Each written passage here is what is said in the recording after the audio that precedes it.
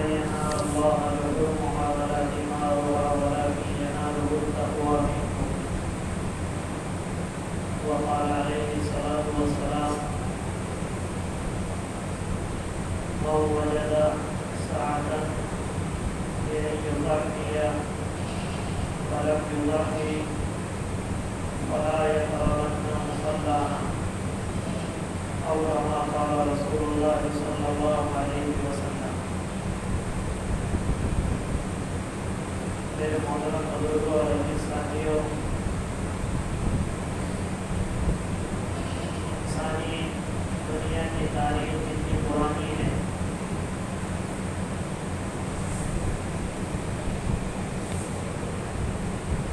قربانی دینے اور قربانی قبول کرنے کی تاریخ بھی اتنی ہی پرانی ہے.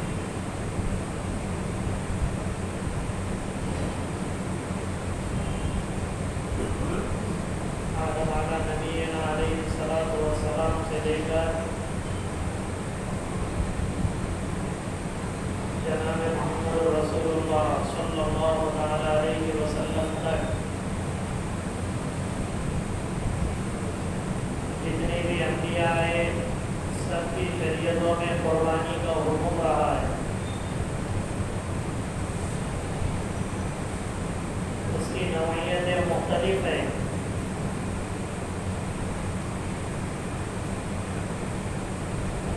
آدم علیہ نبینا علیہ السلام پہ جب دو بیٹوں میں آپس میں اختلاف ہوا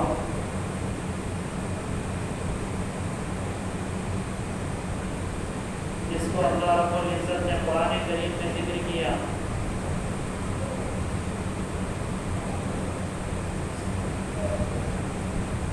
ان دونوں سے آدم علیہ السلام نے یہی کہا کہ تم دونوں قربانی پیش کرو اللہ کے سامنے.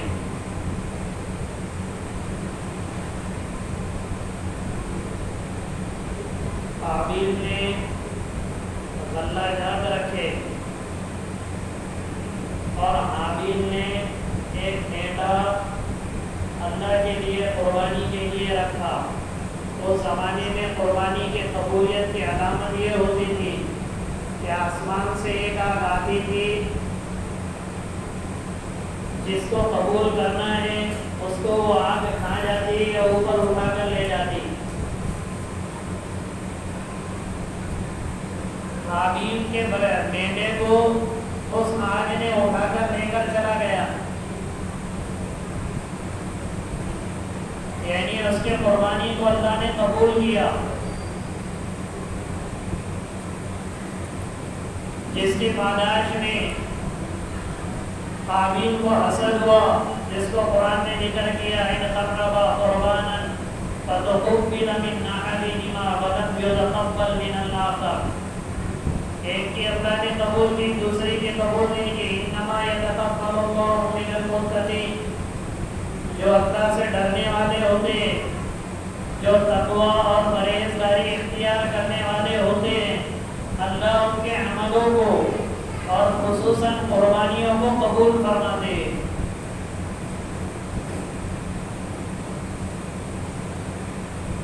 اس لیے ایک کی قربانی تو اللہ نے قبول کی اور دوسری کی قربانی کو کسی آگ نے آ کر نہیں کھایا، جو علامت تھی اس بات کی کہ اس کی قربانی قبول ہوئی، اس کی قربانی قبول نہیں ہوئی.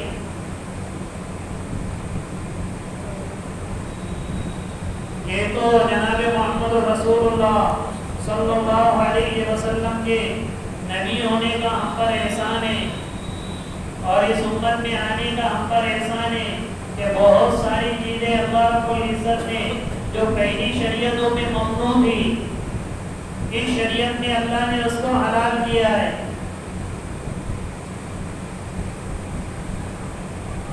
بہت ساری چیزیں جیسے پہلے صرف عبادت گاہوں میں ہی نماز ادا کر سکتے تھے. اللہ کے نبی نے فرمایا جعلت لی الارض مسجدا وطہورا، میری امت کے لیے تو ہر جگہ اللہ نے مسجد بنا دی. مسجد میں نہیں پڑھ سکتے، کہیں اور پاک جگہ پر پڑھ لو. احلت لنا الغنائم، مال غنیمت بھی اللہ نے ایمان والوں کے لیے حلال کیا. ان ساری خصوصیتوں میں سے ایک خصوصیت اللہ نے یہ قربانی کی بھی ہم کو دی، قربانی بھی کرو، قبول اللہ کرے گا، لیکن اس کا استعمال تم لوگ کرو۔ پہلے زمانے میں یہ چیزیں نہیں ہوتی، پہلی شریعتوں میں اس طرح کا معاملہ نہیں ہوتا تھا۔ قربانیوں کو اللہ آسمان پہ اٹھا لیتے تھے آگ کے ذریعے۔ اب صرف اتنا یہ کہا گیا کہ اب جب جو عمل کرو گے اس میں خالص اللہ کی رضا مقصود ہو تو وہ تمہارا عمل مقبول ہے۔ شیطان اور خناس میں یہی فرق ہے کہ جو پڑھتے ہیں نا قل اعوذ برب الناس اخیر میں، پھر اس کے ساتھ ساتھ من شر الوسواس الخناس، تو شیطان اور خناس میں یہی فرق ہے، شیطان عمل کرنے نہیں دیتا اور خناس عمل کو قبول ہونے نہیں دیتا۔ شیطان عمل کرنے نہیں دیتا، ارے قربانی کیوں کر جائے، کہ ہم پہ واجب رہ گیا اور ہر سال تو کرتے ہیں، یا وہ کرے یا یہ کرے، عمل سے روک دیتا ہے۔ ٹھیک ہے، اگر قربانی کرنے کا مزاج بن گیا، نماز پڑھنے کا مزاج بن گیا، زکوٰۃ دینے کا مزاج بن گیا، حج ادا کرنے پر آمادہ ہو گیا، تو خناس اس کی فکر کرتا ہے کہ اس کے اس عمل کو اللہ کے یہاں مقبول نہ ہونے دے۔ ایک ہے عمل کی توفیق ملنا اور ایک اس عمل کو قبول ہونا، دونوں میں فرق ہے۔ عمل کرنا بھی ہے اور عمل کو اللہ کے یہاں قبول کرانا بھی ہے۔ صرف یہ نہیں ہے کہ بھی عمل کر لیے اور ہو گیا، جیسے من میں آیا کیے، جیسے جی میں آیا کیے، جیسی شکل عمل کی بنا لیے، ختم ہو گیا۔ نماز پڑھنا ہے اور نماز کو اللہ کے یہاں قبول کرانا ہے، حج کرنا ہے، حج کو اللہ کے یہاں مقبول بنانا ہے۔ فرق ہے دونوں میں، اس لیے ہم کو یہ حکم دیا گیا عمل بھی کرو اور کوشش اس بات کی کرو کہ وہ عمل اللہ کے یہاں قبول بھی ہو۔ اس لیے پہلی چیز یہ ہے کہ ہم عمل کرنے کی استعداد پیدا کریں۔ نماز مجھے پڑھنا ہے، زکوٰۃ مجھے دینا ہے، حج مجھے ادا کرنا ہے، روزہ مجھے رکھنا ہے، قربانی مجھے کرنا ہے، اور اس قربانی کو قبول بھی اللہ کے یہاں کرانا ہے، جس کو اللہ نے قرآن میں فرمایا لَن يَنَالَ اللَّهَ لُحُومُهَا وَلَا دِمَاؤُهَا وَلَكِن يَنَالُهُ التَّقْوَىٰ مِنكُمْ۔ خون بھی نیچے بہ جائے گا، گوشت تمہارے پاس چلا جائے گا، پھر اللہ کے یہاں کون سی چیز پہنچے گی؟ پچھلے زمانے میں تو پورے قربانیوں کو اللہ اٹھا دیتے تھے، اب اللہ کے یہاں کیا پہنچے گا؟ تو اللہ کے یہاں تمہارا اخلاص پہنچے گا۔ کس لیے قربانی کر رہے ہو اور قربانی میں کیا عمل مطلوب ہے؟ بوجھ سمجھ کے کر رہے ہو، لوگوں کو دکھلانے کے لیے کر رہے ہو، کون سی رضا تمہارے یہاں مقصود ہے؟ اس لیے ہم قربانی کریں تو اللہ کے لیے کریں، اس میں کوئی دوسری چیز سامنے نہ ہو، اور دوسری چیز یہ قربانی بھی اللہ ہی کے لیے کرے، دکھلاوا مقصود نہ ہو، اور بوجھ سمجھ کے بھی نہ کرے، ارے بکرا لینا پڑے گا، بکری لینا پڑے گا، جانور بڑا لینا پڑے گا، ایک حصہ لینا پڑے گا، 2 حصے لینا پڑیں گے، بوجھ سمجھ کے نہ کرے، ورنہ دکھلانے کے لیے کیا ہوا عمل بھی مردود ہے، اور بوجھ سمجھ کے اگر کریں گے تو ذمہ داری سے سبکدوشی ہو جائے گی، لیکن اجر نہیں ملے گا۔ ایک آدمی فجر کی نماز کو آ رہا ہے نہ چاہتے ہوئے بھی، لیکن بوجھ سمجھ کے آ رہا ہے، یہ کیا ہے فجر کی نماز اور کیا ہے اس کا اہتمام کرنا اور کیا ہے یہ سارے، لیکن میرے والد مجھے کہہ رہے، میرا بیٹا مجھے کہہ رہا ہے، میرا بھائی مجھے زبردستی اٹھا رہا ہے، اٹھ گئے اور 2 جان پر آ کر پڑھ لی، فجر کی نماز تو ذمے سے ثابت ہو جائے گی، لیکن فجر کی نماز کا اثر ہماری زندگی میں ظاہر نہیں ہوگا۔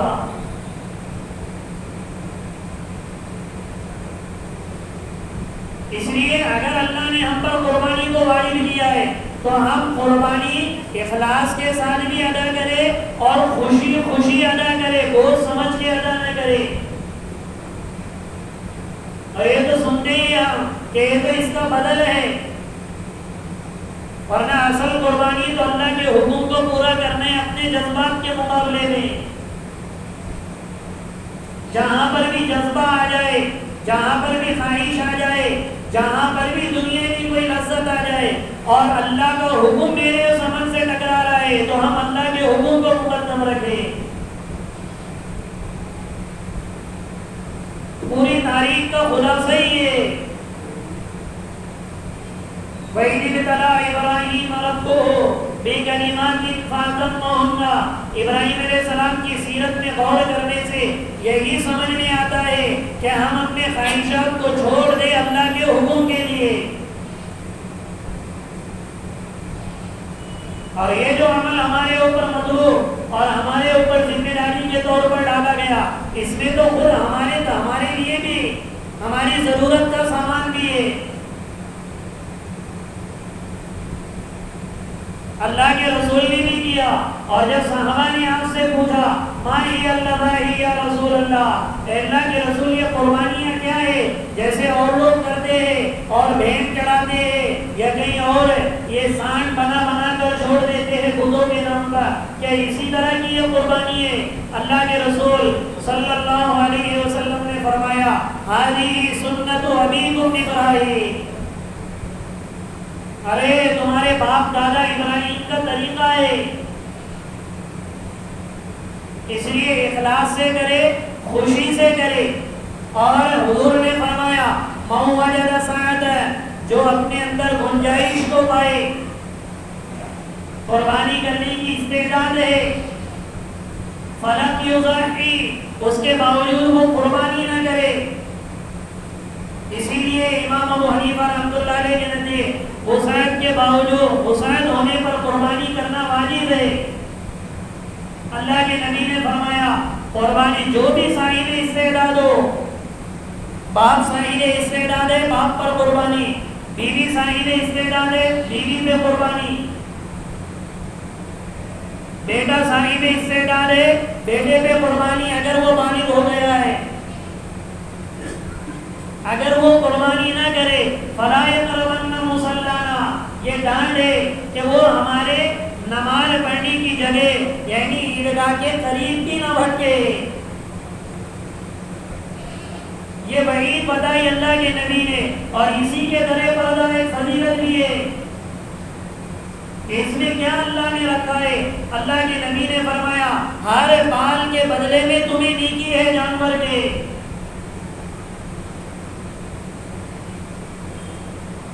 ہر بال کے بدلے میں۔ اور اللہ کے نبی نے فرمایا 10ویں ذی الحجہ کو اللہ کے نزدیک سب سے پسندیدہ اور سب سے محبوب عمل خون کو بہانا ہے، یعنی جانور کے خون کو بہانا۔ اس لیے جن کی استعداد ہے اور جو صاحب نصاب بن جائے، کیونکہ قربانی واجب ہوتی ہے مسلمان پر، عاقل پر، بالغ پر اور صاحب نصاب پر۔ زکوٰۃ کے صاحب نصاب میں اور قربانی کے صاحب نصاب میں دو فرق ہے۔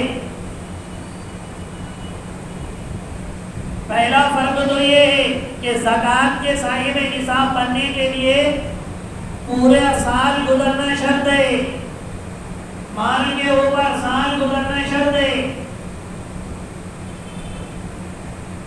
لیکن قربانی اگر 12ویں ذی الحجہ کی مغرب سے پہلے عصر کی نماز کے بعد بھی اگر کوئی صاحب نصاب بن جاتا ہے، ہمارے اس زمانے کے اعتبار سے 44 سے 45 ہزار روپے کا وہ مالک ہو جاتا ہے، اس پر بھی قربانی واجب ہو جاتی ہے۔ ایک تو فرق یہ کہ زکوٰۃ میں سال گزرنا شرط ہے، لیکن قربانی کے لیے اس کے صاحب نصاب کے لیے سال گزرنا شرط نہیں ہے۔ اور دوسرا فرق یہ کہ زکوٰۃ کا نصاب پکڑنے کے لیے 4 چیزیں پکڑی جاتی ہے: سونا، چاندی، سامان تجارت اور نقدی پیسے۔ لیکن چاندی کا نصاب، قربانی کا نصاب پکڑنے کے لیے 5 چیزیں دیکھی جاتی ہے: سونا، چاندی، نقد پیسے اور سامان تجارت۔ اس کے علاوہ 5ویں چیز کہ روزانہ کی ضروریات کے علاوہ بھی اگر کوئی سامان ہمارے پاس ہے جو استعمال میں نہ آتا ہو لیکن بیچنے کی نیت نہیں ہے، صرف رکھا ہوا ہے، جیسے مثال کے طور پہ گھر میں بڑے بڑے بھگونے ہوتے، قالین ہوتے جو سالوں میں کبھی کبھی استعمال میں آتے۔ آدمی کو ایک گھر ہے، اس کے علاوہ اس نے دوسرا گھر بھی لیا ہو، یا ایک گھر ہے اس کا دوسرا بھی پلاٹ، بیچنے کی نیت سے نہ لیا ہو، رکھنے کی نیت سے لیا ہو، پھر بھی ضرورت سے بھائی دے، تو اگر یہ 5 چیزیں دیکھی جائے گی، 5 چیزیں مل کر یا 4 چیزیں مل کر یا 3 چیزیں مل کر یا 2 چیزیں مل کر یا صرف ایک چیز مل کر، سونا، چاندی، نقد پیسے، سامان تجارت اور ہمارا ضروریات زندگی سے زائد جو سامان ہے، ایک گاڑی سے ضرورت پوری ہوتی ہے لیکن دوسری گاڑی بھی گھر میں استعمال کے لیے، اس کو بھی قربانی کے لیے نصاب میں پکڑا جائے گا۔ اور ایسے آدمی کے لیے قربانی کا ایک حصہ لینا شرط ہے، ضروری ہے، واجب ہے۔ اس لیے ہم کوشش کریں کہ جتنا بھی ہم سے ہو سکے یہ 5 چیزوں کو ملائیں اور مسئلے بھی پوچھے۔ ایسا نہیں ہے کہ بس جیسے بلی دودھ پیتی ہے آنکھیں بند کر کے کہ مجھے کوئی نہیں دیکھ رہا ہے، ارے اللہ تو دیکھ رہا ہے۔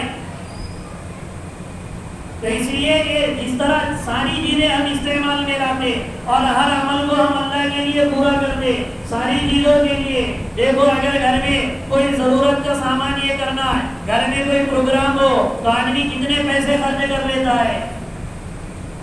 اب یہاں پر بکرا بکری لینا ہے 10-12 ہزار روپے کے، ایک حصہ لینا ہے 3-4 ہزار روپے کا، یا ہمارے یہاں پر جیسے بہت سارے جماعتیں کام کر رہی ہے کہ کہیں پہ دور لے جا کے حصہ دے دو، 1700 1800 1900 جو بھی شکل جن کی بنتی ہے واللہ اعلم۔ ہم قربانی کا ایک حصہ ضرور لیں اور یہ دیکھیں کہ ان 5 چیزوں میں اگر 5 چیزوں کو ملا کر میں اگر صاحب نصاب بنتا ہوں 45,000 روپے تک میرے پاس ان 5 چیزوں کو ملا کر ہوتا ہے، میرے پاس یا میری بیوی کے پاس یا میرے بالغ بچے کے پاس، تو ہر ایک پر فردن قربانی واجب ہے۔ یہ جو مارکیٹ میں مسئلہ چل رہا ہے کہ پوری فیملی کی طرف سے ایک اگر بکری یا بکرا لے لے تو قربانی ہو جاتی ہے، یہ غلط بات ہے، یہ حدیث کا غلط مطلب سمجھا ہوا ہے۔ اس لیے یہ مسئلہ ذہن میں رکھے، بیوی ہے اس کے بعد اتنا پیسہ ہے اس پر الگ قربانی، بالغ بچے اس پر الگ قربانی اگر صاحب نصاب اور استعداد ہے، اس طرح قربانی دے، اللہ کے لیے دے اور بوجھ سمجھ کے نہ دے، اس کی برکت سے اللہ ہمارے سارے گناہوں کو معاف کرے گے تب اس کی فکر انشاءاللہ۔ اللہ مجھے بھی آپ کو بھی عمل کے توفیق عطا فرمائے۔